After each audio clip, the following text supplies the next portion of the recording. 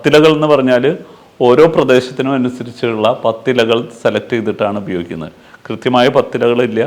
ഓരോ പ്രദേശത്തും ലഭ്യമായിട്ടുള്ള കുമ്പളത്തിൻ്റെ ഇല, മത്തയുടെ ഇല, പയറിൻ്റെ ഇല, കൂടുത്തൂയില, ചേനയുടെ തണ്ട്, ഇതൊക്കെ ചേർത്തിട്ട് 10 ഇത് എവിടെ നിന്നൊക്കെയാണ് കിട്ടുകയെന്ന് വെച്ചാൽ അതെല്ലാം ചേർത്തിട്ടാണ് നമ്മൾ പത്തില കഞ്ഞിയുടെ. ഇതും പ്രതിരോധ ശക്തി വർദ്ധിപ്പിക്കാനും രോഗങ്ങൾ ഇല്ലാതാക്കാനും സഹായിക്കുന്നതാണ്. അപ്പോൾ ഇങ്ങനെയുള്ള കഞ്ഞികളൊക്കെ, ഈ കഞ്ഞികൾ കർക്കിടകത്തിൽ ഈ ഇങ്ങനെ മാറ്റി മാറ്റി നമുക്ക് കഴിക്കാം. ചില ദിവസം നമുക്ക് ഈ പത്തില കഞ്ഞി കഴിക്കാം, ഒരു ദിവസം ഈ ദശപുഷ്പങ്ങൾക്ക് കഞ്ഞി കുടിക്കാം, പിന്നെ മറ്റു മരുന്നുകൾ ചേർത്തിട്ടുള്ള കഞ്ഞി കുടിക്കാം. അങ്ങനെ പലതരത്തിലും കഞ്ഞി നമുക്ക് കർക്കിടകത്തിലുണ്ടാക്കി കഴിക്കാവുന്നതാണ്.